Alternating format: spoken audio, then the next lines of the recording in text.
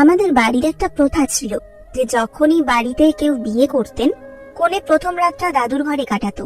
কিন্তু এটা করার 1 মাস পর তারা গর্ভবতী হয়ে পড়তো। আমি যখন বিয়ে করেছি, আমি এই প্রথা অনুসরণ করিনি এবং আমার কনেকে আমার দাদুর কাছে যেতে দিইনি। কিন্তু 2 বছর কেটে গেল এবং আমার স্ত্রীর সন্তান হয়নি। একদিন বাধ্য হয়ে বউকে দাদুর ঘরে পাঠিয়ে রুমে লুকিয়ে থাকলাম। তারপর আমি এমন কিছু দেখলাম যা আমার শরীরে শিহরণ জাগিয়ে দিল। বড়রাই বাড়ির সবথেকে গুরুত্বপূর্ণ সদস্য, কিন্তু যখন বড়রাই ভুল রাস্তায় যায় তখন সেই বংশের কি অবস্থা হয়। আমার দাদু আমার জন্য আদর্শ ছিল, কিন্তু যতক্ষণ আমি সত্যিটা জানতাম না। কিন্তু সে এই পর্যায়ে নেমে যেতে পারে, আমি এটা ভাবতেও পারিনি। আমাদের বংশ তো অন্যদের বোন মেয়েকে সম্মান করার জন্য বিখ্যাত ছিল, কিন্তু বাড়ির মহিলাদের সাথে এরকম ব্যবহার করা হয় এটা তো জানতাম না। আমি ভাবতাম যে আমি এটাকে আটকে নেব, কিন্তু আমি বাধ্য হয়েছিলাম। আমি একটা ভালো শিক্ষিত পরিবারে জন্মেছি। আমাদের যৌথ পরিবার ছিল, এজন্য আমরা সবাই একটা বাড়িতেই থাকতাম, আর কখনো আমাদের ঘরে কোনো কথা নিয়ে ঝগড়াও হতো না। ঘরের বড় ছিল আমার দাদু। বড় ছোট সবাই তার কথাই মানত আর তাকে সম্মানও করত। সেও সবাইকে ভীষণ ভালোবাসতো আর কাউকে কখনো বকতো না। কিন্তু এসবের সাথে আমাদের বংশের একটা অদ্ভুত পরম্পরা ছিল, আর সেটা এমন ছিল যেটা শুনে প্রায়ই লোকেরা নিজের মেয়ে দেওয়ায় আপত্তি করত। এজন্য আমাদের বাড়ির বড়রা এবার এই রীতি অনুষ্ঠানটিকে মুছে দেওয়ার চেষ্টা শুরু করলেন। ছোট থেকেই দেখে আসছি, আমাদের বাড়িতে যার বিয়ে হতো, যে মেয়ে বউ হয়ে আমাদের ঘরে আসতো, প্রথম রাত আমার দাদুর ঘরে কাটাতো। ছোটবেলায় তো আমি ব্যাপারটা একদম বুঝতে পারতাম না, কিন্তু যত বড় হতে লাগলাম এই অদ্ভুত নিয়ম আমার মাথার মধ্যে অনেক প্রশ্ন তৈরি করতে লাগলো। আমি অনেক চেষ্টা করেছিলাম যে সত্যিটা যাতে জানতে পারি, কিন্তু পুরো ঘরে কেউ এই ব্যাপারে কথা বলার জন্য রাজি ছিল না। আর এই অদ্ভুত ঘটনা বছরের পর বছর চলে আসছে। অদ্ভুত ব্যাপার হলো যে মেয়েরা দাদুর ঘরে রাত কাটাতো, তারা 1 মাসের মধ্যে গর্ভবতী হয়ে যেত। কিন্তু আমার এই ব্যাপারটা ভীষণ অদ্ভুত লাগতো, আর আমি একদমই ব্যাপারটার সাথে সহমত ছিলাম না। আমি আমার সব ভাইদের মধ্যে তৃতীয় ছিলাম, আর আমার বড় দাদাদের বউদের সাথেও এটাই করা হয়েছিল, কিন্তু ওরা কিছুই বলেনি। যে ব্যাপারে তাদের সাথে আমার তর্কও হয়েছিল, কেউ আমার প্রশ্নের উত্তরই দিত না। কিন্তু এবার আমার এই প্রশ্নের উত্তর চাই, কেননা বাড়িতে আমার বিয়ের কথা চলছিল। আমি জানতাম যে আমার সাথেও এসবই হবে, কিন্তু আমি এটা করতে চাইনি। এজন্য বিয়ের দিন আমি আমার দাদাদের বলে দিয়েছিলাম যে আমি আমার স্ত্রীকে দাদুর ঘরে ছাড়বো না, আর নিজের স্ত্রীর হাত ধরে নিজের ঘরে নিয়ে চলে যাই। আমি ভেবেছিলাম এরপর দাদুর ব্যবহার বদলে যাবে, কিন্তু সে একটা কথাও আমাকে বলল না। তার ব্যবহার তো সাধারণই ছিল। আমাদের বিয়ের 2 বছর হয়ে গেছিল, আর এখনো পর্যন্ত বাচ্চার কোনো আশাই দেখতে পাচ্ছিলাম না। ডাক্তারের কাছে গেলাম, সব রকম টেস্ট করালাম, কিন্তু কিছুই হলো না। আমার ভাই আমাকে প্রায়ই বলতো যে তুমি ভুল করেছো, এবার পুরো জীবন ধরে বাচ্চার জন্য তুমি কষ্ট পাবে। কিন্তু তাদের কথা শুনে আমার রাগ হয়েছিল যে বাচ্চার জন্য আমি কিভাবে এরকম ভুল করব, কি করে নিজের স্ত্রীকে নিজের হাতে অন্যের ঘরে ছেড়ে দেব। যতই সে আমার দাদু হোক, আমার স্ত্রীর জন্য তো সে পরপুরুষ, আর আমি কখনোই এতটা অমানুষ ছিলাম না যে নিজের স্ত্রীর হাত ধরে তার কাছে পাঠিয়ে দেব। আমার বউও এই রীতিটা একদম পছন্দ করতো না, কিন্তু যতই সময় পেরোতে লাগলো লোকেদের কথাবার্তা আমাদেরকে ডিপ্রেশনে ফেলে দিচ্ছিল। কেননা আমাদের পরিবারের সবার বাচ্চা ছিল, শুধু আমরাই ছিলাম যাদের এত বছর ধরে বাচ্চা হয়নি। আর এখন তো দূর দূর পর্যন্ত কোনো আশাও দেখতে পাচ্ছিলাম না। আমার বউ এবার উদাস থাকতে শুরু করে, বোধহয় সে ডিপ্রেশনে চলে গিয়েছিল। সে খিটখিটে হয়ে গিয়েছিল, আর একদিন সে নিজেই বলল আমাকে দাদুর ঘরে পাঠিয়ে দাও। আমি তো তার কথা শুনে রেগেই গেলাম যে আমি এমনটা করতে পারি না, কিন্তু সে বলল আমরা চিরজীবন তো বাচ্চা ছাড়া থাকতে পারবো না, এজন্য তোমাকে এটা করতেই হবে। আমি তার কথা শুনে প্রথমেই হ্যাঁ করতে পারিনি, আর আমি তাকে রেগে গিয়ে চুপ করিয়ে দিলাম। যদি হবার হয় ভগবান আমাদের ঠিকই দেবে। কিন্তু সময় যতই কাটতে লাগলো তার জেদ বাড়তে লাগলো, আর কোনো আশা না দেখতে পাওয়ার জন্য আমিও ভেতরে ভেতরে আঘাত পেতে শুরু করলাম। যেখানে বাকি সবাই বিয়ের প্রথম রাতেই দাদুর ঘরে নিজের বউকে পাঠিয়ে দিয়েছিল, এমনকি আমার মা, আমার বড় মা, আমার ছোট মাও এক এক রাত দাদুর কাছে কাটিয়ে এসেছে। তাহলে আমার বউও যদি 1 রাত কাটায় তাতে কি এসে যাবে? শেষমেশ ভেতর থেকে শক্তি জোগাড় করে মজবুত হয়ে একদিন আমি দাদুকে বললাম, আমি আজকে রাতে তোমার ঘরে আমার বউকে ছেড়ে আসব। সে বলল ঠিক আছে। এরপর সে আর কিছুই বলেনি। যখন রাত হলো আমি ভেবে নিলাম যে আমিই প্রথমে গিয়ে ঘরের মধ্যে লুকিয়ে যাব আর দেখব। কিন্তু ওই রাতেই আমার বন্ধুর অ্যাক্সিডেন্ট হয়ে গেল। তাই আমাকে তাড়াহুড়ো করে হসপিটাল যেতে হলো। যেহেতু আমি কথা বলে নিয়েছিলাম, সেজন্য আমার বউ দাদুর ঘরে গিয়েছিল। দ্বিতীয় দিন যখন আমি ফেরত আসলাম, তখন আমার বউ নিজের ঘরেই ছিল। আমি তাকে জিজ্ঞাসা করলাম সাথে সাথে যে রাতে কি হলো। সে বলল, আমি তো কিছুই বুঝতে পারিনি যে কি হলো।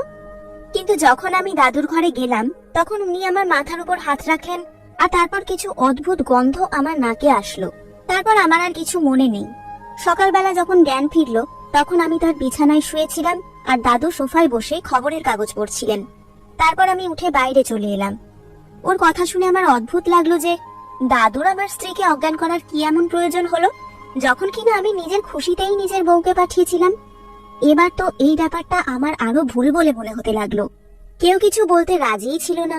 আমি দাদুকেও প্রশ্ন করেছিলাম, কিন্তু উনি বললেন যে এখন সময় নেই, যখন সময় আসবে তখন আমি নিজেই এর জবাব দেব তোমায়। আর নিজের বউকে খুশি দেখে আমি নিজেই চুপ করে গেলাম। কিন্তু সত্যি এবার 1 মাস পরে আমার স্ত্রী গর্ভবতী হয়ে গেল। এবার তো আমার অদ্ভুত লাগতে লাগলো যে এই বাচ্চাটা তো আমার ছিলই না। কিন্তু আমার বউ বাচ্চাটাকে পেয়ে ভীষণ খুশি ছিল, আর তাকে খুশি দেখে আমিও খুশি হয়ে গেলাম। কিন্তু মনের ভেতরের সন্দেহ কিছুতেই শেষ হচ্ছিল না। কিন্তু নিজের বউয়ের সামনে এটা জাহির হতে দিলাম না, কেননা এতে তার খুশি খারাপ হতে পারে। আমি ঠিক করে নিয়েছিলাম যে আমি বাচ্চাটার জন্ম হওয়ার পরে তার ডিএনএ টেস্ট করাবো, তারপর রিপোর্টের সাথে দাদুকে প্রশ্ন করব।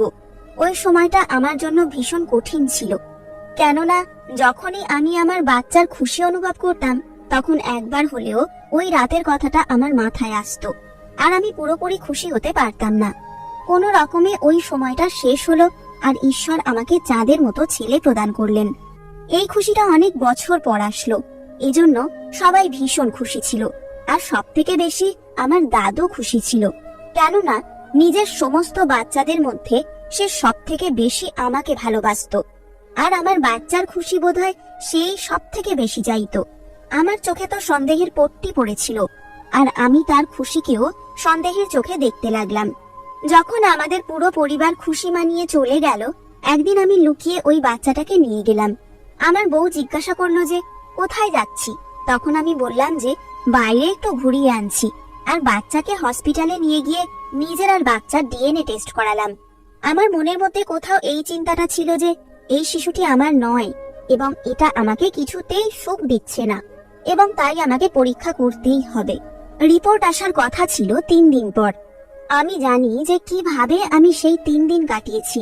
যেদিন রিপোর্ট পাওয়ার কথা ছিল, সেদিন সকাল থেকেই মনটা খারাপ হচ্ছিল। বারবার মনের মধ্যে একটা প্রশ্ন ঘুরপাক খাচ্ছিল যে এই শিশুটি যদি আমার না হয়, তাহলে আমি কিভাবে তাকে আমার সন্তান হিসেবে গ্রহণ করব।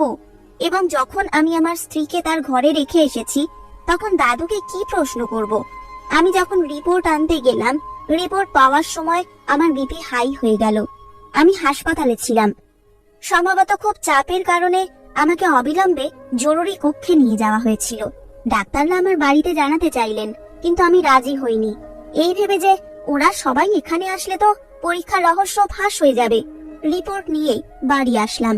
খুলে দেখার সাহস পেলাম না যে এটার ভেতরে কি।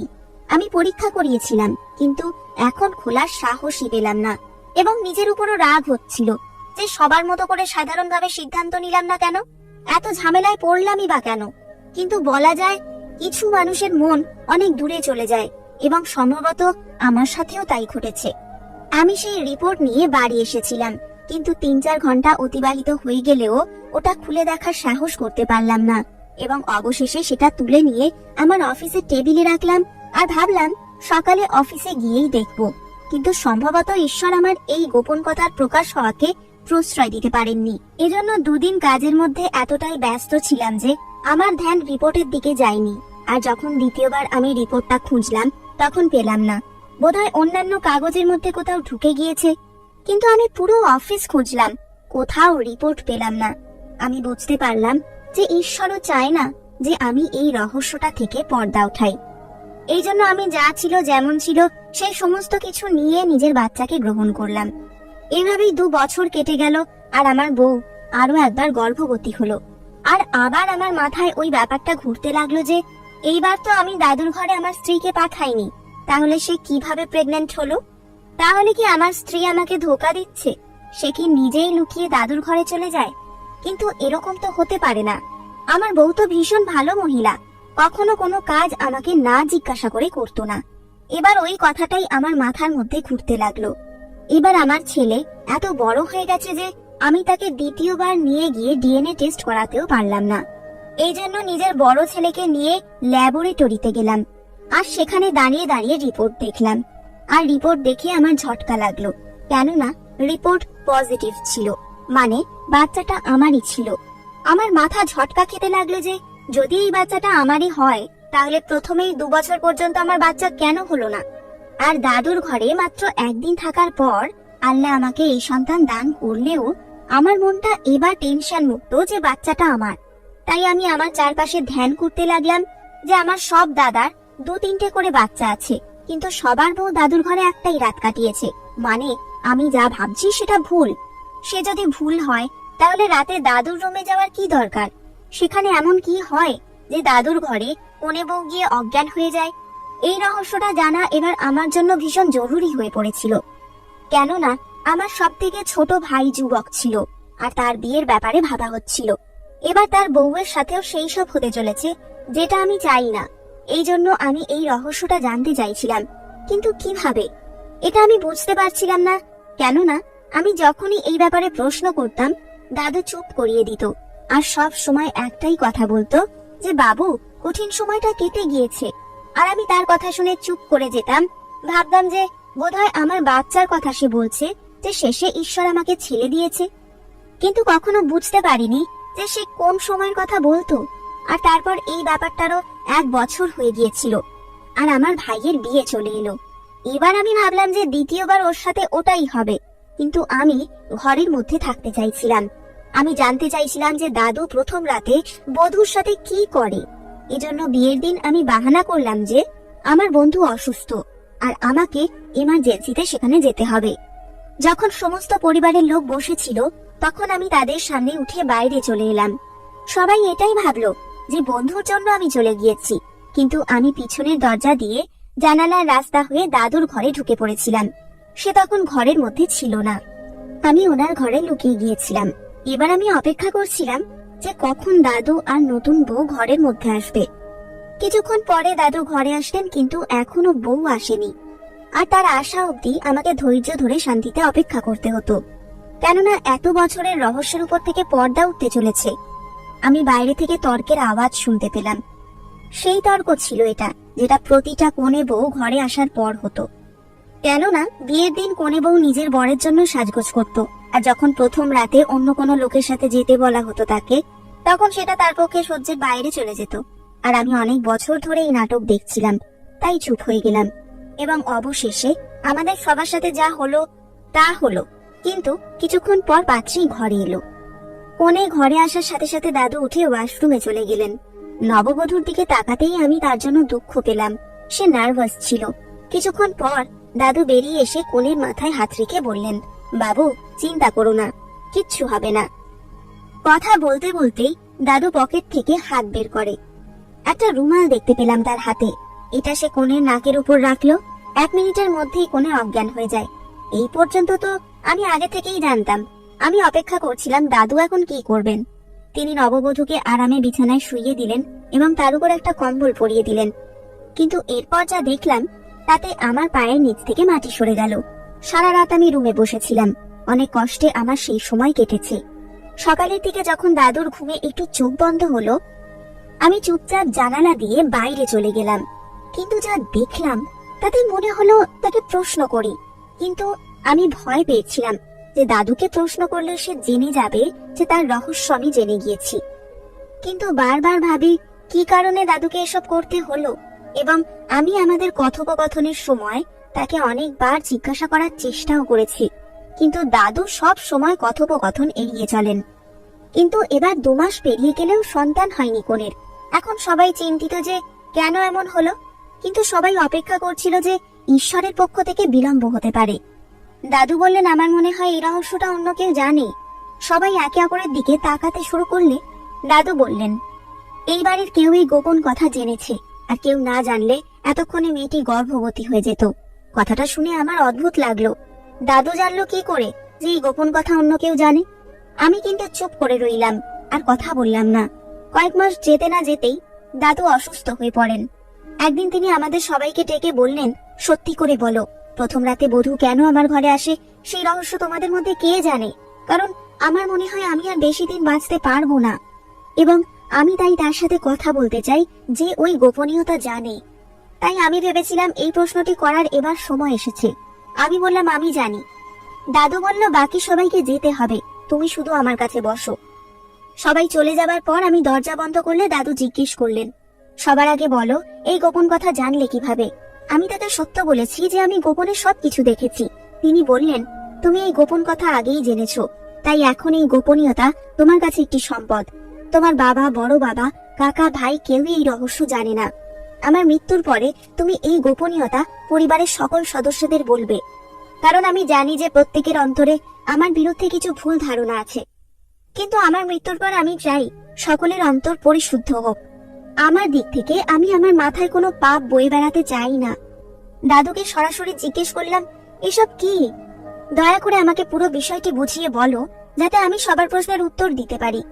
তিনি বলেন, সবাই মনে করে যে প্রথম রাতে আসা প্রতিটি কনের সাথে আমি কিছু ভুল করি, কিন্তু এমনটা নয়। বাস্তবতা হলো, অনেক আগে আমার পিতামহের সময়ে জাদুবিদ্যা এবং এই সমস্ত জিনিসগুলি ব্যাপক ছিল। আমাদের পরিবারে একজন মহিলা ছিলেন, যিনি একজন জাদুকরকে বিয়ে করেছিলেন। যখন তার বিয়ে হয়, তখন জাদুকর জাদুর মাধ্যমে তার সন্তানকে বেঁধে দিয়েছিল যে এই পরিবারে কখনোই সন্তান জন্ম নেবে না।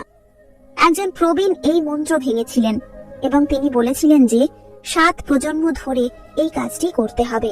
আর কাজটা হলো এই যে, বিয়ে করে যে কোণে এই বাড়িতে আসবে, সে এই বাড়ির বড় যেই হোক, তাকে এক রাতের জন্য বধূর সঙ্গে থাকতে হবে। এবং তিনি কিছু মন্ত্র পাঠ করবেন, যা বলেছিল এই বৃদ্ধা। আর এই মন্ত্র যেন অন্য কারো জানা না থাকে, এজন্য যে কোণে ছিল তাকে অজ্ঞান করা হতো এবং মন্ত্রপাঠ করার পরে তার শরীরের এক অংশে একটা কালো সুতো বেঁধে দেওয়া হতো। 7 প্রজন্ম ধরেই কাজ চলতে থাকে। আমার আগে আমার দাদু এবং তার আগে তার দাদু এইসব করতেন, কিন্তু এখন তোমরা 7ম প্রজন্ম। তোমাদের পরে এই কাজ আর করতে হবে না। তোমার বউয়ের উপর এই কাজটা করানো হয়নি, তাই জাদুর প্রভাব ছিল, আর তাই তুমি সন্তান ধারণ করতে পারোনি। আমি তোমার স্ত্রীর সাথেও তাই করেছি, এবং সেজন্য তোমার একটি সন্তান হয়েছে। এই রহস্য কেউ জানে না। আজ পর্যন্ত আমি আমার বধূদের কাউকে স্পর্শ পর্যন্ত করিনি। তারা আমার বাড়ির সম্মান।